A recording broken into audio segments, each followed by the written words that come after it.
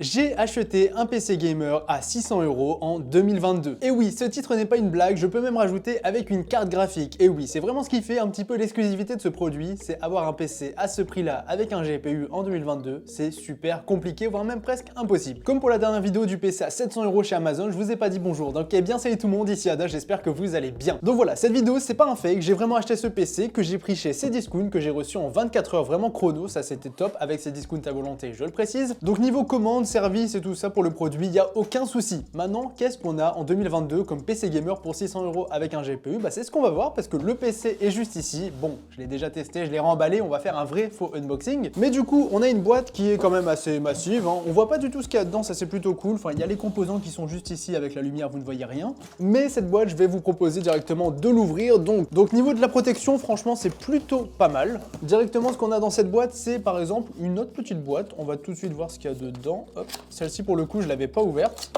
Ok. J'ai acheté un PC gamer à 600 € avec une souris. Non, du coup, il y a une souris qui est vraiment nulle, mais bon. C'est gratuit, c'est en plus, donc on va pas se plaindre. Bon, pour le coup, je vais pas la tester, je vais pas vous faire ce déshonneur, hein. Pour le coup, je vous conseille vraiment d'acheter une souris gaming pour pas cher du tout, mais bon, dans un premier temps, ça peut faire le taf.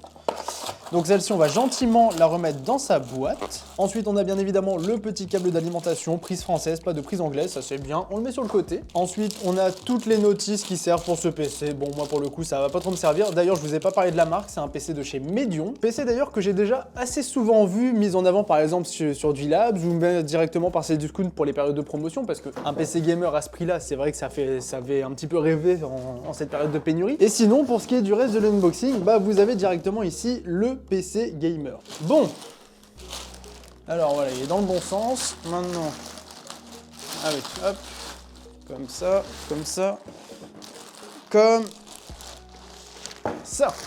Désolé pour le bruit sur le microphone, je pense que je vous ai un petit peu éclaté les oreilles. Bon, du coup les amis, voici ce qu'on a en 2022 pour 600 €. Ça fait mal au cœur quand on voit ce qu'on avait en 2020 pour 600 €, mais tout de même, on peut noter qu'on est sur un PC qui a une carte graphique. Après ce PC, je vous le dis, je vais l'exploser dans cette vidéo.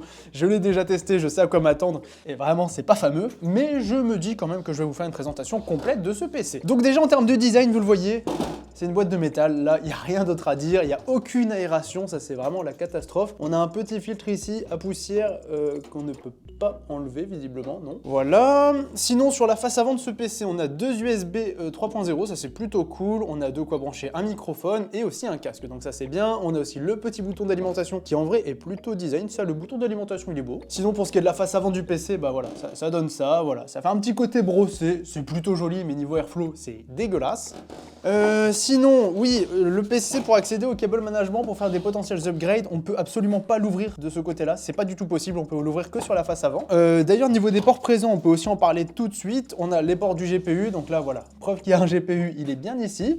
Et après, les ports de la carte mère sont très limités. Mais bon, en vrai, on peut brancher un Ethernet, on peut brancher l'USB, on peut brancher ce qu'il faut après tout, et au final, on peut se servir de ce PC sans trop de soucis. Donc à ce niveau-là, c'est très limite, mais ça passe. Sinon, au niveau de l'alimentation, là, ça fait flipper, hein, vraiment, parce que directement, on se retrouve sur quelque chose qui va exploser, hein, littéralement. Non, plus sérieusement, c'est une alimentation, je pense, de très mauvaise qualité. Il n'y a même pas de bouton on-off pour vous dire. Donc ce PC, on va pas perdre plus de temps et on va directement l'ouvrir, hein. Donc pour l'ouvrir, il n'y a pas de vis, enfin pas de vis comme on a l'habitude, il faut vraiment le dévisser. Après ça, c'est pas très gênant, hein, on va pas se mentir. Hop, donc on enlève directement deux petites vis et on a accès à l'intérieur de ce PC. Hop, voilà la deuxième qui vient. Donc, ce PC. Alors, vous êtes pas prêts? Vous êtes vraiment pas prêts de ce qu'on peut avoir pour 600 €. Vous êtes prêts?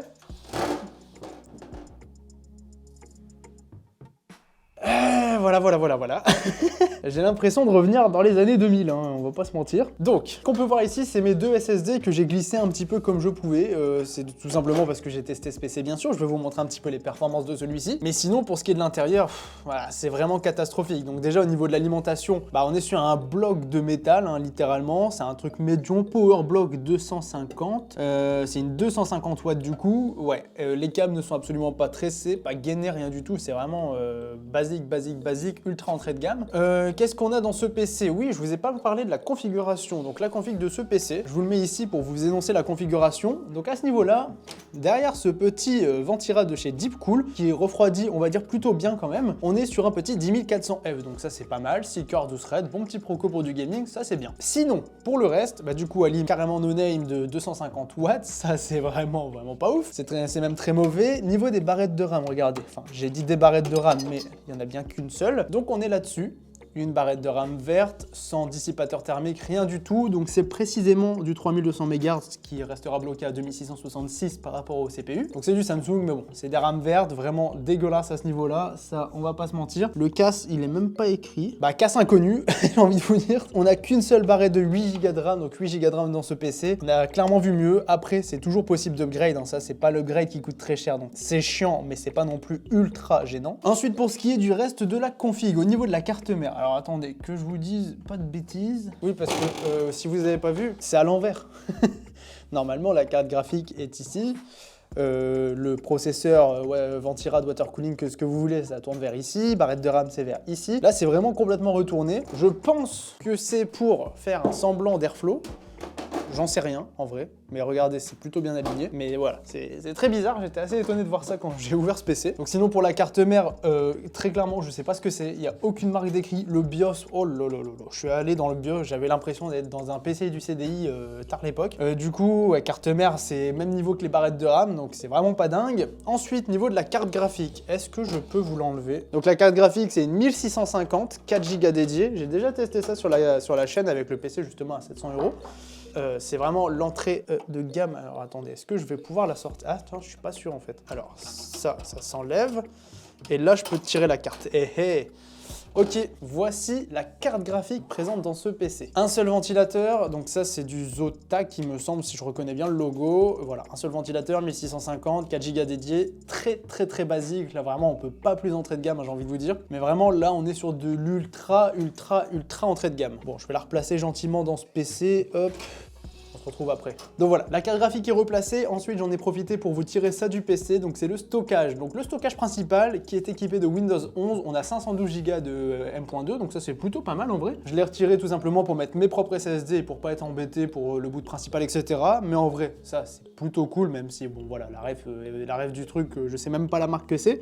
Mais en vrai, c'est toujours mieux qu'un disque dur classique. Ça, c'est plutôt cool de leur côté. Bon, mettez-vous à ma place. J'essaye aussi de trouver quelques arguments pour ce PC, même si c'est très compliqué. Et ensuite, bah voilà, pour la configuration, j'ai à peu près fait le tour. On peut quand même noter le mini ventilateur qui est juste ici. Là, celui-là, il est tout mignon, il est tout petit, il est plus petit que le Ventirad. Mais voilà, les amis, là, voilà, j'ai fait le tour du PC, je vous ai présenté la configuration. Bien sûr, je vais tester tout ça, je vais vous montrer comment il s'en sort. Du coup, pour ce qui est des tests, on se retrouve directement en voix off, hein, comme d'habitude, vous en avez l'habitude. J'ai fait un petit peu le tour des jeux du moment, des gros jeux comme des petits jeux, vous connaissez le délire. Et bien évidemment, on est sur du 1080p. Bon, maintenant pour ce qui est des performances de ce PC, on est directement parti pour commencer sur Apex Legends. On a mis le jeu en réglage très élevé tout en respectant les 4 Go de RAM parce que c'est important. Bien sûr, ici, comme pour tous les jeux, on est sur du 1080p. J'essaie toujours d'adapter au mieux les graphismes. Donc ici, on était sur une moyenne de 60 images par seconde, ce qui en soi est suffisant pour jouer au jeu, mais on va être d'accord, c'est vraiment pas beaucoup à ce niveau-là. Ensuite, on enchaîne sur un jeu extrême, donc Battlefield 2042, un jeu qui vient de sortir, qui est très gourmand en termes de ressources pour un PC et en plus de ça, qui est très mal optimisé. Avec les graphismes en ultra, on est sur une moyenne de 5 images par seconde, complètement injouable, et même si on met le jeu en faible, on est sur une moyenne de 25 images par seconde, ce qui reste tout à fait injouable pour ce jeu. Donc Apex est validé, mais Battlefield c'est absolument pas validé, on ne peut pas y jouer. Peut-être qu'avec 8 Go de RAM supplémentaires on aurait pu, mais là pour le coup c'est pas possible. Ensuite sur Call of Duty Warzone qui reste un gros jeu, eh bien on peut plus ou moins y jouer parce qu'on est sur une moyenne de 55-60 images par seconde avec les graphismes qui sont en low voire en normal pour certains. Donc le jeu n'est clairement pas très joli, mais c'est tout à fait jouable à ce niveau-là, il n'y a pas de souci pour y jouer. Ensuite on enchaîne sur Call of Duty Vanguard, au moins les Call of Duty c'est fait, donc Vanguard ça tourne toujours un petit peu mieux que Warzone, ici c'est toujours le cas avec les graphismes qui sont réglés en moyen et on est sur une moyenne de 70 images par seconde, ce qui restera tout à fait suffisant pour jouer à ce jeu. Ensuite sur CSGO, donc là c'est un petit jeu qui demande très peu de ressources, je m'attendais quand même un petit peu à plus, même si bien sûr le jeu est parfaitement jouable, on est sur une moyenne de 130 images par seconde, donc là sur CS, même si je m'y attendais, il n'y a pas de souci particulier pour y jouer, même si je m'attendais à avoir un petit peu plus de ressources, ce qui peut être le cas en fonction de la map et de ce qu'on fait sur le jeu. Ensuite sur un énorme jeu, l'inverse de CSGO, donc Cyberpunk 2077, si on met les graphismes en ultra, on est sur une moyenne de 16 16 images par seconde, ce qui, comme pour Battlefield 2042, restera un échec, parce que tout simplement, jouer avec 16 images par seconde, et autant ne pas jouer. Maintenant, un jeu un petit peu moins gourmand, mais qui restera tout de même assez gourmand, donc Fortnite en épique, on est sur une moyenne de 36 images par seconde, ça reste faible, on ne peut pas jouer à Fortnite en épique. Enfin, on peut, mais franchement, je vous conseille pas. Par contre, si on met les graphismes en compétitif, donc tout en low avec le render distance au maximum et les rendus 3D à 100%, on est sur une moyenne d'environ 100 images par seconde. Et là, pour le coup, le jeu restera parfaitement jouable. Maintenant, on repasse sur un gros jeu, donc God of War, un jeu qui vient de sortir, un jeu solo en ultra, 12 images par seconde, injouable. Ensuite, si on le met en low, bah là, ça restera un petit peu plus jouable avec une moyenne de 40 images par seconde. Ensuite, sur GTA 5, ou si vous voulez jouer à GTA 5 RP, ça sera à peu près pareil si vous avez un bon serveur. On est sur une moyenne de 70 images par seconde avec les graphismes qui sont réglés en normal, donc c'est pas non plus tout au minimum, mais c'est en normal. Donc là, bien sûr, c'est parfaitement jouable, sachant qu'il faisait nuit, qu'il pleuvait et que je faisais des explosions absolument partout, comme d'habitude sur GTA. Donc GTA 5, c'est parfaitement validé, on peut y jouer. Ensuite, sur Minecraft, qui restera un petit jeu, il n'y a pas de pack de texture, on est tout simplement en mode survie avec des graphismes assez sympas. Enfin, dans le sens où j'ai pas tout mis au minimum, parce que le jeu, bien sûr, sans pack de texture, il est pas très joli. On est ici sur une moyenne de 138 images par seconde, ce qui restera bien sûr correct pour y jouer. Donc Minecraft, ça tourne très bien, il y a aucun souci. Ensuite, sur Rainbow Six, là c'est pareil, j'étais assez surpris. Si on met les graphismes en très élevé, le jeu tourne très bien avec une moyenne de 135 images par seconde, à peu près comme Minecraft au final. Donc là c'est pareil, on peut parfaitement y jouer. Et pour finir, le dernier jeu que j'ai testé, c'est Valorant avec une moyenne de 132 images par seconde. Encore une fois, plus de 130 images par seconde, c'est parfaitement jouable et on peut largement profiter de ce genre de jeu. Donc pour ce qui est du gaming, dans l'ensemble, c'est plus ou moins validé. Les gros jeux, vous l'avez vu, dans tous les cas, ça fait à peu près pareil. Si on met en ultra, c'est parfaitement injouable et même en low, dans la plupart des cas, ça reste injouable. Il y a quand même pas mal de jeux qui tournent avec ce PC, ça c'est plutôt cool. Au moins vous avez vu un petit peu, vous savez à quoi vous attendre si vous achetez un PC comme celui-ci. Et si on veut faire un upgrade assez simple pour un petit peu améliorer les performances, c'est tout simplement mettre 40 € dans une barrette de RAM supplémentaire, la même que celle qui est dans le PC. Et là, sur tous les jeux qui nous limitent par rapport aux barrettes de RAM, eh bien on aura tout simplement beaucoup plus de performance. Et maintenant les amis, pour en terminer avec les tests avant de passer à la conclusion, j'ai fait un 3D Mark et un Cinebench. Donc sur 3D Mark, on a un score de 3445 points en TimeSpy. On a ici un score CPU de 4844 points et un score GPU de 3278 points. Donc ici on voit bien sûr que c'est le GPU qui va un petit peu limiter ce PC. En plus bien sûr des barrettes de RAM, je vous l'ai déjà dit. Et niveau des températures obtenues, pour le CPU en vrai ça va, pour le GPU ça commence un petit peu trop à monter je trouve. En même temps avec un seul ventilateur, on pouvait s'y attendre de taper des 70 degrés par-ci par-là. Donc ouais, niveau des températures c'est vraiment pas dingue, même si en vrai la nuisance sonore n'est pas non plus trop gênante. Après il n'y a pas de ventilateur dans ce PC ou presque pas, donc forcément c'est beaucoup moins nuisible. Et pour finir les amis, j'ai aussi fait un Cinebench pour vous donner le score. Donc là on a eu un score multicore de 7205 points. Donc c'est pas dingue, mais pour un 10400F, bah, c'est à peu près ce qu'on connaît déjà. Donc là voilà, vous avez vu un petit peu tout le PC dans son ensemble. Maintenant la vraie question c'est est-ce que ça vaut le coup d'acheter un PC comme celui-ci pour 600 €, qui est vraiment un tout petit budget en 2022? Parce que je vous rappelle quand même que 600 € c'est à peu près le prix d'une carte graphique de nouvelle génération. Donc ça va vraiment dépendre de vous, de ce que vous voulez de votre PC, de ce que vous attendez en retour d'un PC gamer. Si vous êtes là pour faire du stream, etc., clairement passez votre chemin, là il n'y a rien d'autre à dire. Pareil, si vous voulez faire du montage photo, du montage vidéo, vraiment passez votre chemin, économisez encore un petit peu, vous serez vraiment pas déçu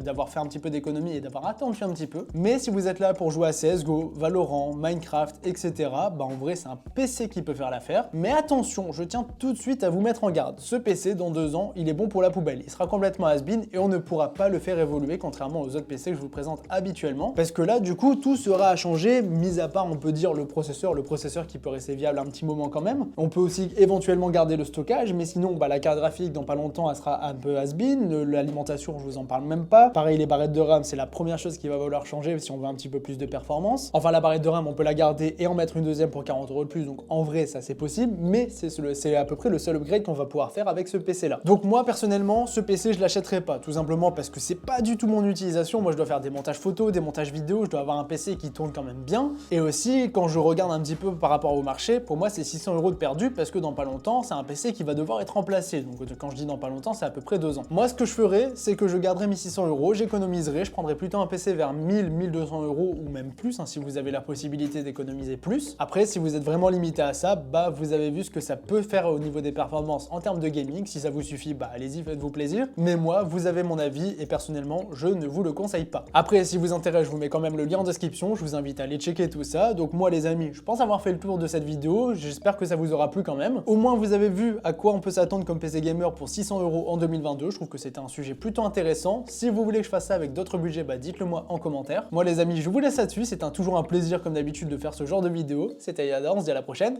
salut tout le monde.